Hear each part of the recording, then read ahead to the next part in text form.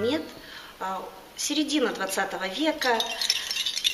Слышите, очень похоже на пучхош, на традиционное украшение чувашей. То есть вот эти вот якобы монетки тоже пришиты только с одного края. И когда происходит движение, да, слышен звук. Нагрудное украшение сватов. Предмет участвует на свадьбе, то есть традиционные обряды перехода сопровождаются также традиционной одеждой и какими-то еще традиционными элементами, которые участвуют в культуре. Вот в частности выполнено современное изделие, но где-то на уровне подсознания, что делать нужно вот так. И тогда получится красиво и как говорили предки.